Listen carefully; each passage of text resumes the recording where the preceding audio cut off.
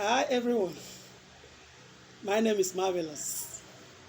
I'm your mentor and your televangelist. I brought to you this day an important topic. Many youths have been urging me to speak about this, but today, by the grace of God, we shall be considering how to know God's will in marriage. And we shall be using Genesis chapter 24 as our case study.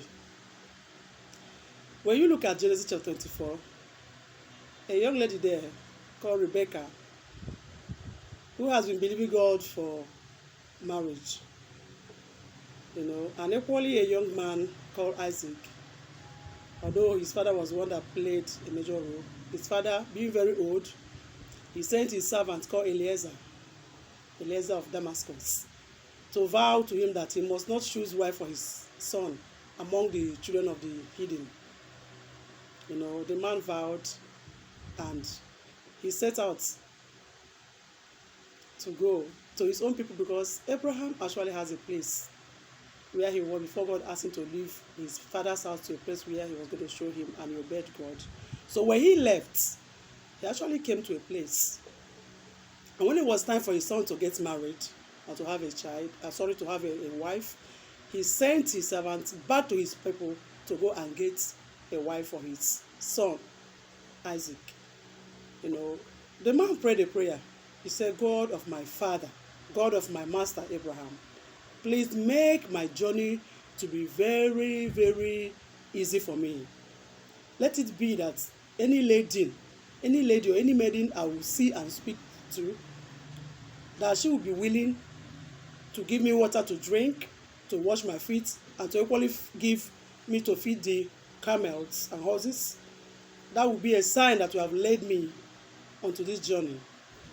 In the same vein, Rebecca must have prayed, believing God that, Father, as I want to go to the well to fetch water, let it be that any man that comes to ask me for water,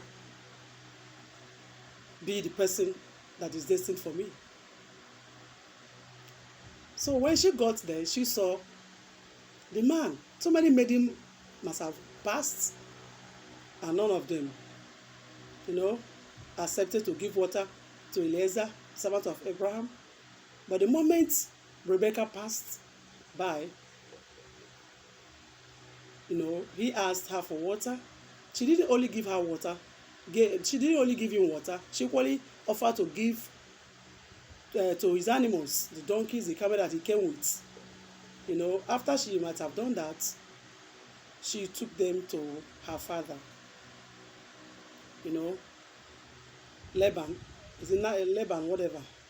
When they got there, the man told them his mission, and he put a ring, a sign of marriage. Have you ever asked yourself a question why Rebecca did not say, let me go and see the man first to know if you're going to be compatible? Are you sure this man is rich? Is his mother still alive? Will he make a good husband? No.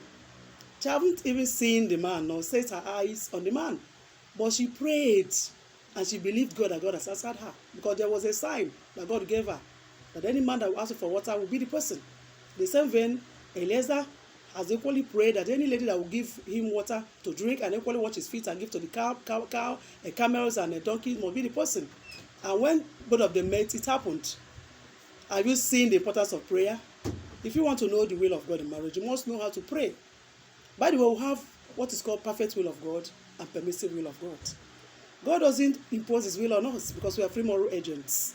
In as much as he has given us our rationale, our thinking faculties, there is need for us to depend on him when it comes to the issue of marriage, because marriage is a lifetime commitment. The only institution that you are given a certificate before you enter, and you do not graduate until you die.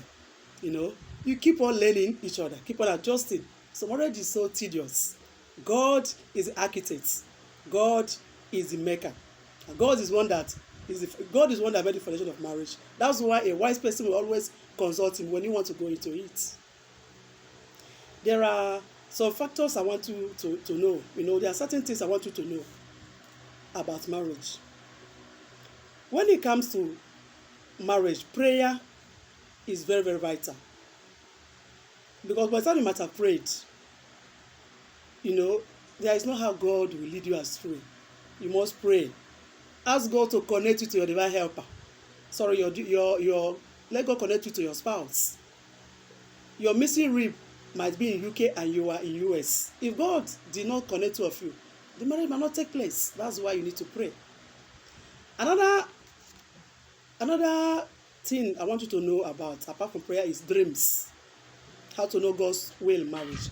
God can give you dreams, revelations, and visions of the person He wants you to marry.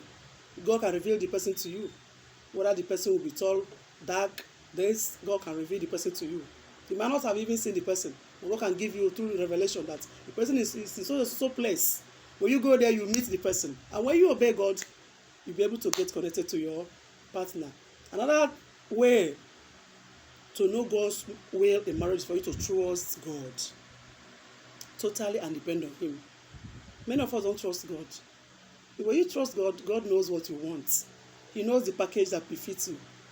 You cannot be wiser than God. That's why when it comes to the area of marriage, you have to pray and totally depend on Him. Another thing you need to know about is that don't give God what? Conditions. Give Him a blank sheet. Cheats. Many of us will like giving God conditions. The man must be tall, handsome, and rich. The girl must be elegant, gorgeous, pretty, educated, from a good background, must be curvy. No, you don't give God conditions. Just give Him a blank sheet. He knows what befits you. He knows how to give you the right person. Just believe Him and trust Him. Don't give Him conditions. God is not a man. Another point you have to note if you want to know God in marriage is this. God can arrange it. That is through divine providence. God can arrange the meeting. God can just arrange it that both of you will meet, maybe in a flight, traveling, in a vehicle, in a bus. God knows how to do it. Both of you can meet in the church. Could be on the way, in the market.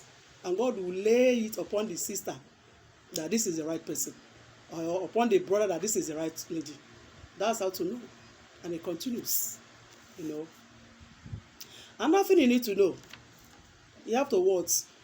Another thing you need to know when you talk about marriage. I want you to know that if you are not prepared to enter into marriage, you have already what? Prepared to fail. If you have not properly prepared to succeed, you are prepared to fail. You have to prepare and prepare yourself emotionally, physically, mentally. Many of you don't even know how to cook. They don't even know how to do things, house chores. Many of you are not even mentally developed. Forget about your age. You might be 50, but you are still reasoning like a child or a baby. So you need to grow up. Stop being a boy. Be a man. If you're talking about winning a girl or getting into marriage, you have to be mentally developed. On the area of the boys or the brothers, if you want to get married, you must have a job. And you must have a roof under your head. You cannot be going for a lady's hand in marriage where you don't have a place to live. You cannot even feed the girl.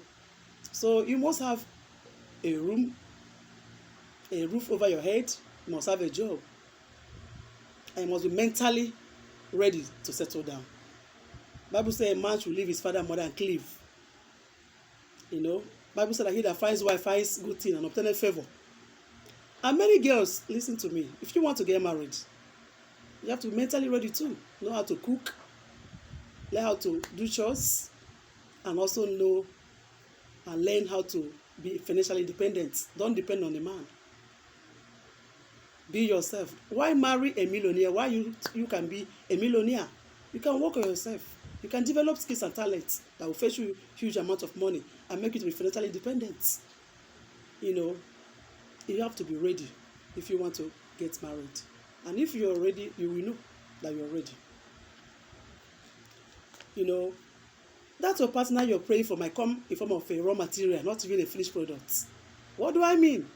Many are believing that their wife will be very rich, educated, but God might choose that you be the one that will pay the girl's school fees or see her through the university. That lady you're looking for a wealthy man, God might choose to give you a man that does not have anything. He wants both of you to work together and build your way together so that you can have your accolades and respects. So God knows how to do it. Trust Him and depend on Him. Another thing I want you to know is this. When you are praying for a partner, be ready to consecrate yourself unto God, because your body is a temple. You know, when maybe you are praying and someone is coming close to you, don't just finalize that this is the right person. Somebody, you might get engaged with somebody and you're still praying. But remember that breaking engagement is better than broken marriage. Broken engagement is better than broken marriage. So don't jump into bed. Start having carnal knowledge of each other. Keep yourself pure. That period is a period of prayer and to know each other. Don't pack to go to his house to start washing clothes and cooking food. Now you go cook tire when the time comes. Now you go wash clothes tire. Slow down. And don't rush into the man's house to start cohabiting with him. Cohabitation is not marriage. Many girls have made this mistake. A man asks you how. How are you? Hi. You now pack into his house and start living. We call it here paper bag marriage. Credit marriage. You stay with the man 2-3 years. He impregnates you, start giving birth. The man has not paid your dowry and you're already playing a role of a wife. That is, doing how do I put it? You don't do things like that. There is dignity in sisterhood. When you want to get married, wait for God's time. And when the time comes, follow it sequentially. Take the man to your people. Let him go and pay dowry. Once the man pays dowry, traditionally you become the person's wife. The person, after you can also have what we call court marriage. You'll be legally married. Church wedding, so that God's blessing will be on it. But dowry is very, very vital. Very, very important. Many people don't go to church. But it's better you start attending church, so that God's hand will be upon you. We are not talking about church this evening. We're talking about your marriage. And I'm not speaking to only Christians. I'm speaking to both Muslims and other religions. Dowry is very, very essential. You must receive your parental blessing. No matter how fascinated or how attractive you are to the person, you must wait for your parents to bless you before you are pronounced husband and wife. We are going to draw the curtain here. Please keep sharing this video. Let's get to every youth, every single, every bachelor, every spinster that is believing God for a partner, so that they will know the right step to take. Please, I want to know how you feel about this video, what you think about it. If you have any comments, let me see them at the comment section. Till I come your way next time, I'll remain marvelous. Chiu. I'm your tele-evangelist and your mentor. Thank you for viewing. Remain blessed. Bye.